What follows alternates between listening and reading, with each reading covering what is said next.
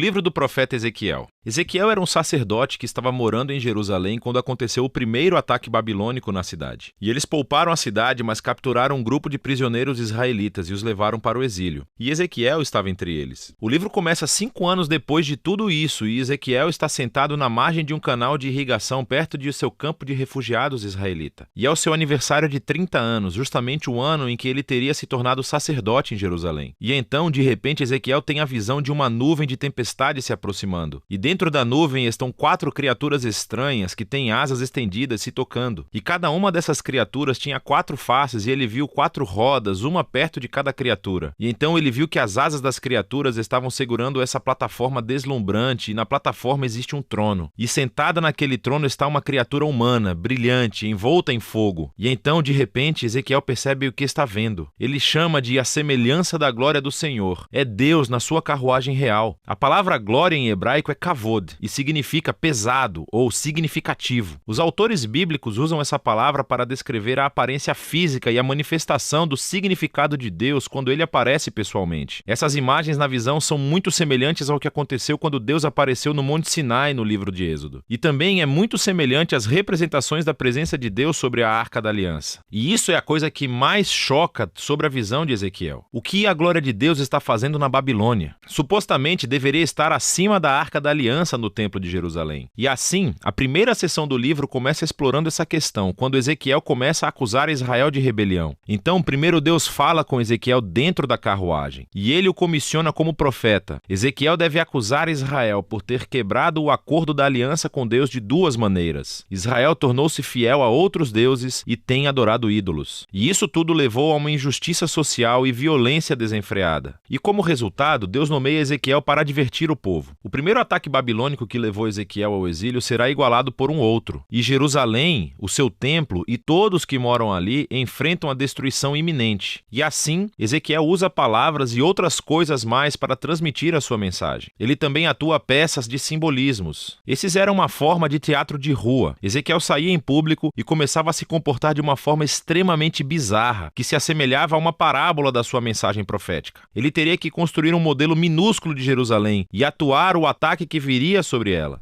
Ou deveria raspar todo o cabelo e depois cortá-lo com uma espada. Ou, o mais extremo, deveria desempenhar o papel de bode expiatório no dia da expiação. E teve que se deitar de lado por mais de 1 ano comendo comida cozida em cima de cocô, como um sinal da comida desagradável que as pessoas teriam que comer durante o cerco de Jerusalém. E talvez o mais desalentador de tudo seja a má notícia que Deus deu a Ezequiel, que ninguém iria ouvi-lo. Israel o rejeitaria por causa de seu coração rebelde e duro. E isso lembra a descrição que Moisés fez do povo após as rebeliões no deserto, quando ele previu que o exílio um dia aconteceria e Ezequiel teve o infeliz privilégio de ver tudo acontecer. E então Ezequiel, desanimado, começa a executar a sua tarefa. E depois de cerca de 1 ano, ele tem outra visão, e esta é sobre o templo. Ele faz uma turnê virtual pelo templo e vê o que está acontecendo lá na sua ausência, e isso não é bom. No pátio externo, em frente ao templo, ele vê uma estátua gigante e inativa, e ele vê os presbíteros de Israel adorando outros deuses,